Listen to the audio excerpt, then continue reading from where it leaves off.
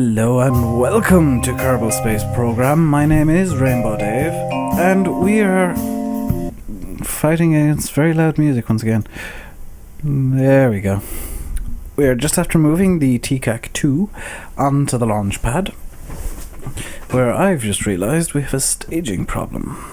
That needs to be down there. And let's actually bring it around to daytime, just so that you can see what's going on. Okay, there we go. We're stabilizing the physics load, and in 3, 2, 1, don't blow up. I forgot to put fuel in these tanks. I'm going to revert to vehicle assembly and actually fuel the tanks. So, let's utilize it all. Yep, I completely forgot to put fuel in the tanks.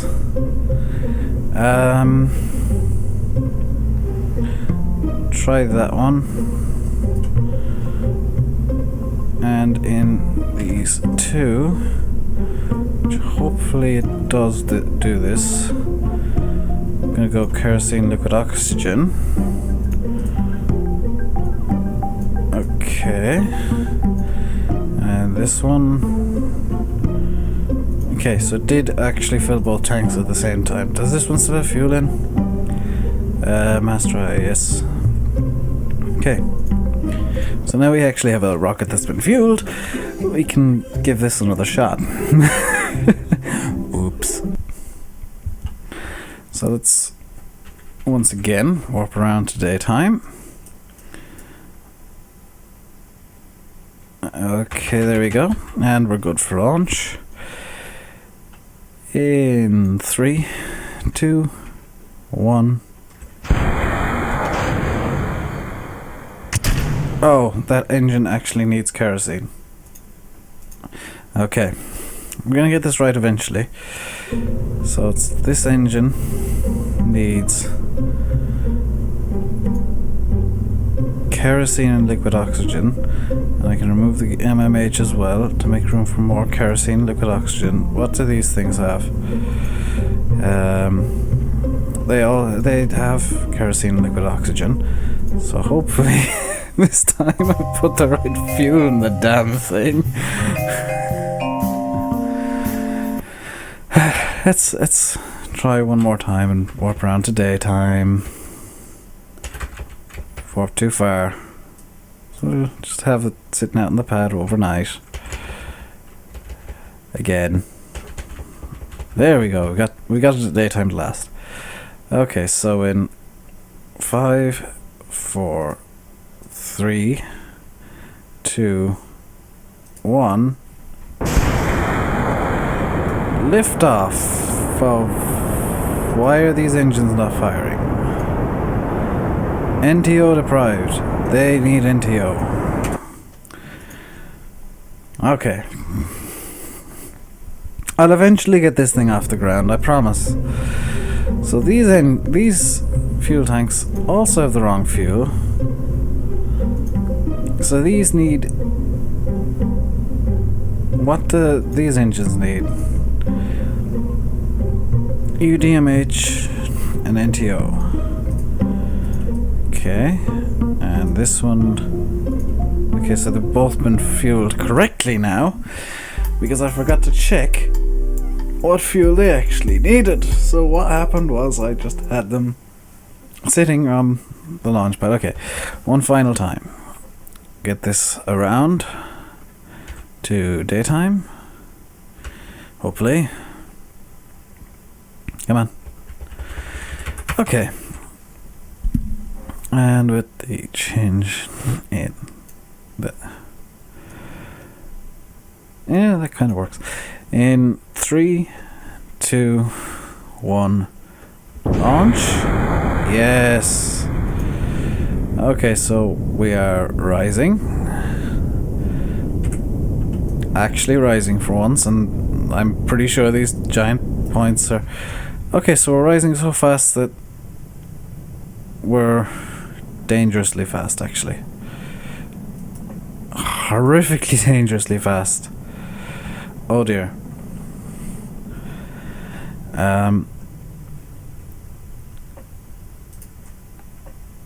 I may have to cut the engines in a moment.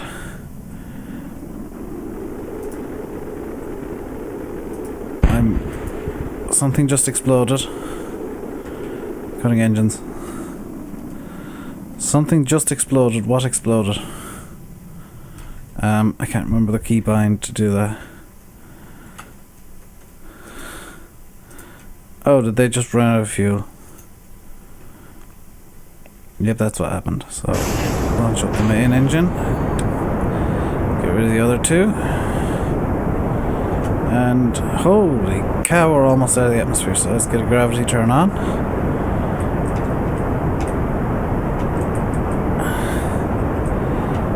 And the downside is SAS will not hold us at 90 degrees. That should work. So let's get our gravity turn on now. This is going unexpectedly well so far. So this is going to be one really long gravity burn. Hopefully, if I can bring up the MechJeb window for my ascent guidance. Oh, I do not want that. I'm going to try and avoid the that. Thank you, MechJeb. I'm going to try and avoid using MechJeb as an autopilot as much as I can, because I don't think it's very fair. So we're going to get the apoapsis up to about 2 to 300 kilometers, and I have no control over roll, which is an issue.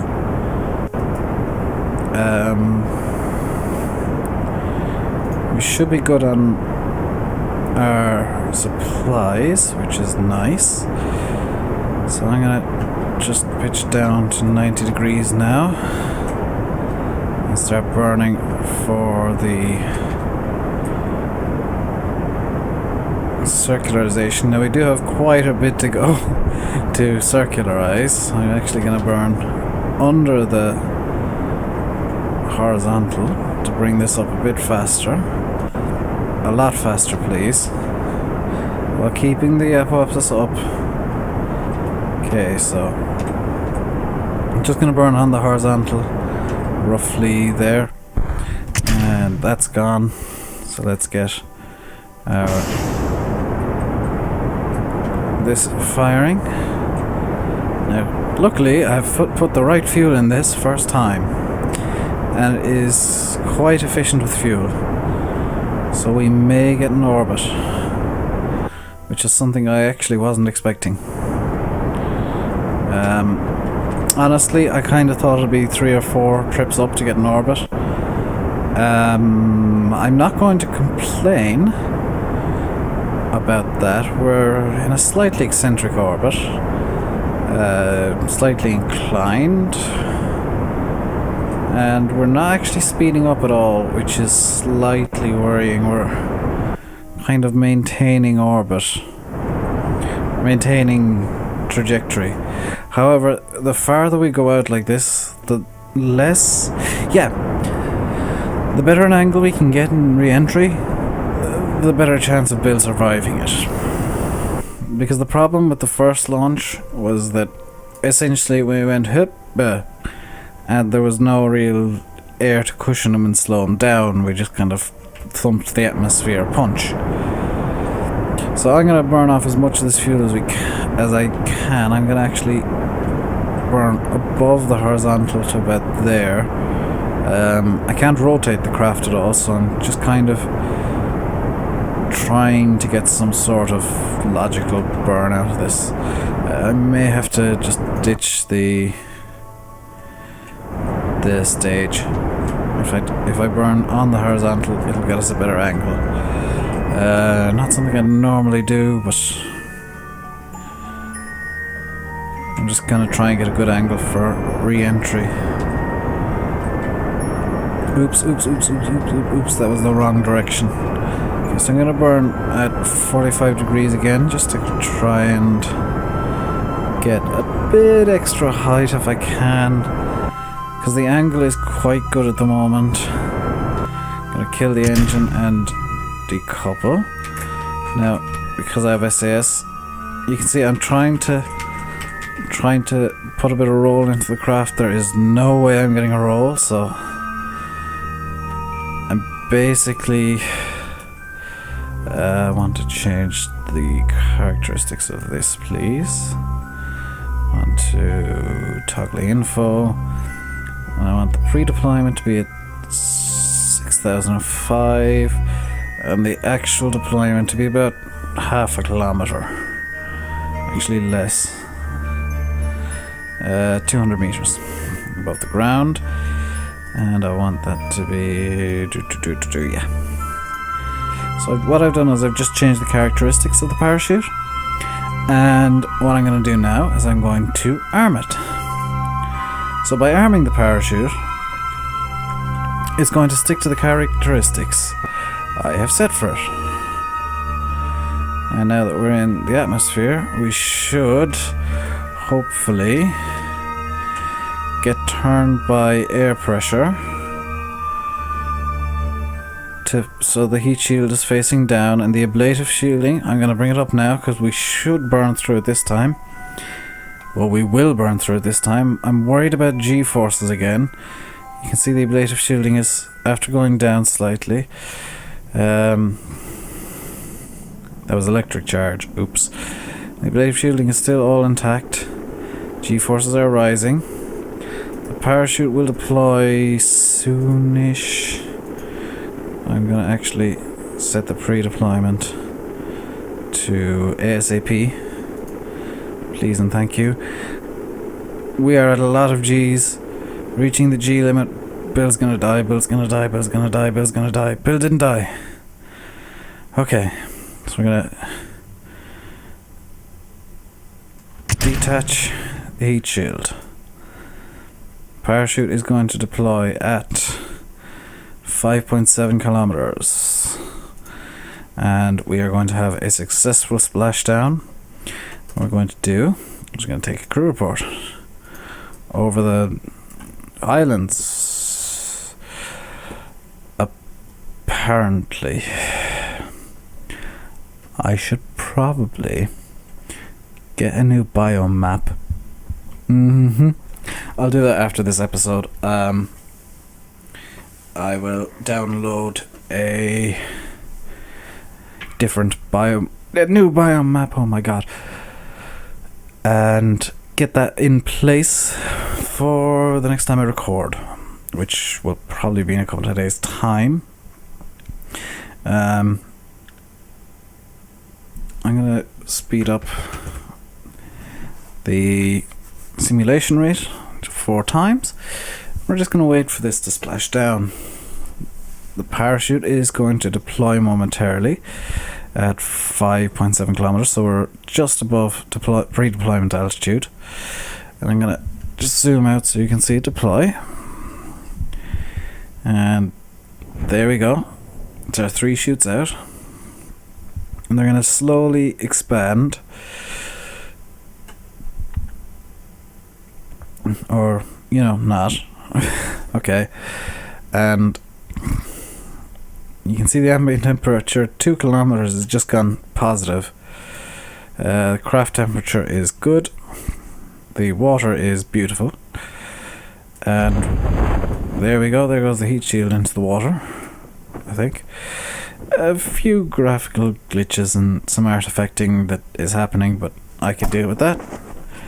And we're landed.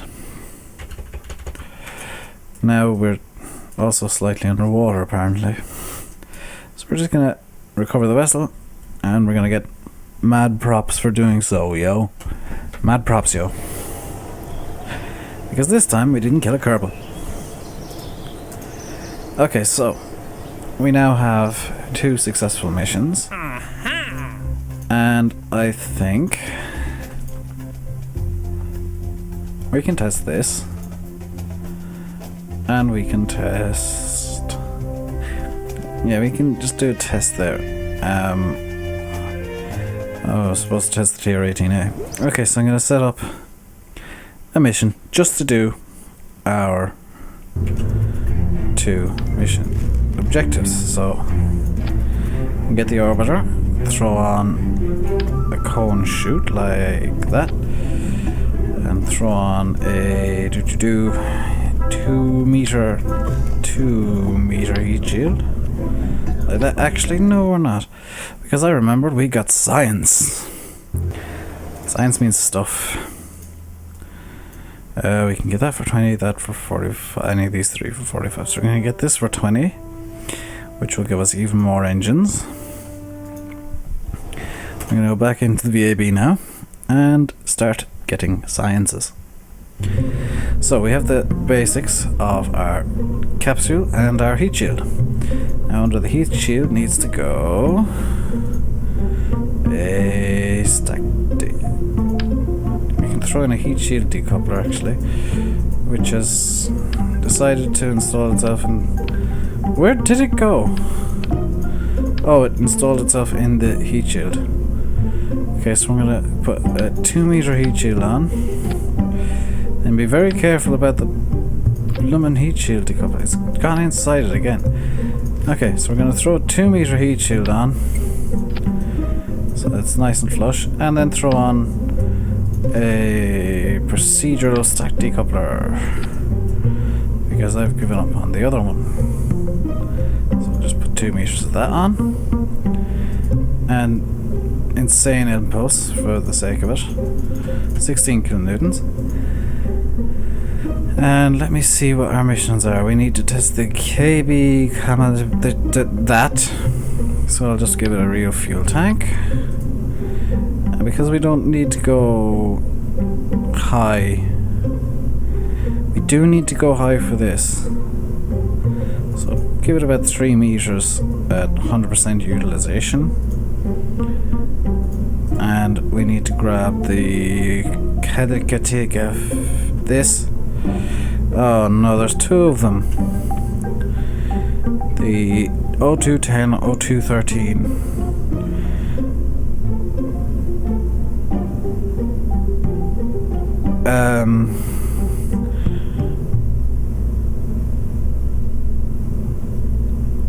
Give him a...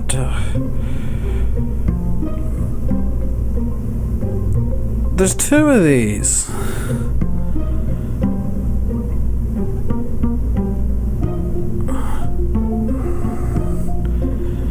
That's 2 meters. That's 2 meters. Does it matter which one I use? I mean, they use the same. Or the 0210. Oh no. I'm gonna try it with this one. Show the tank GUI. Install the fuel. Thank you very much. And just for the mission's sake, we are going to put on a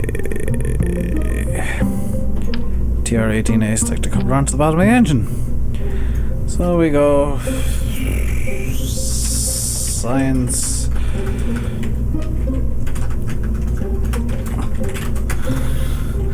The science.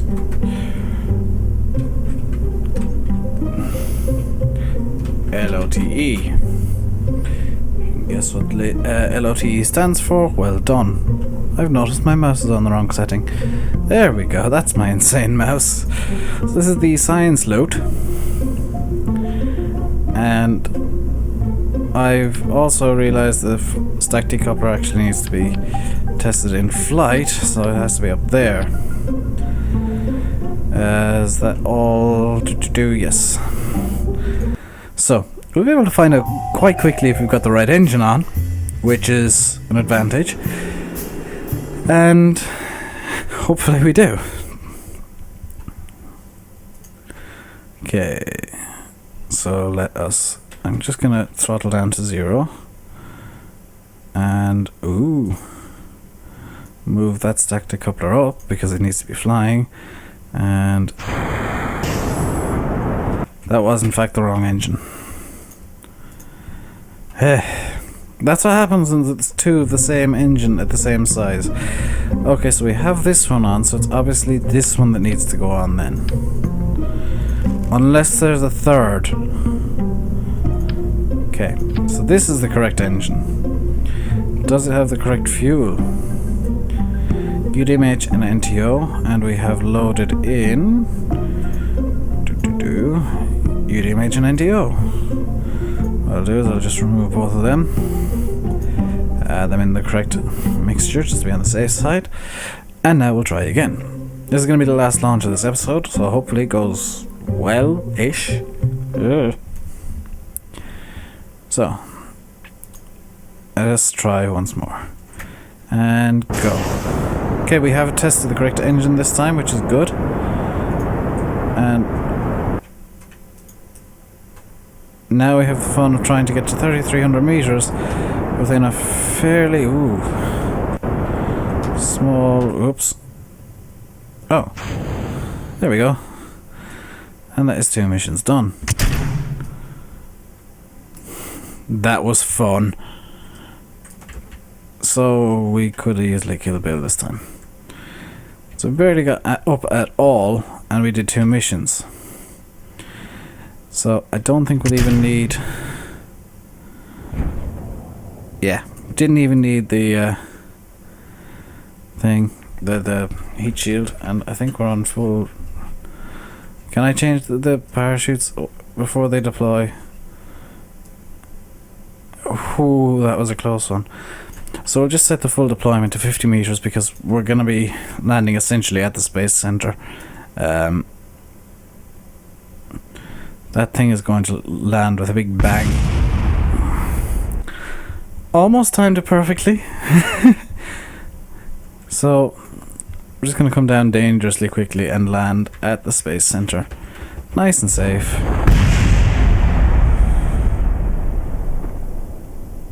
Or, you know, not. I didn't realize that would happen. So I guess we're done for the... Dang it.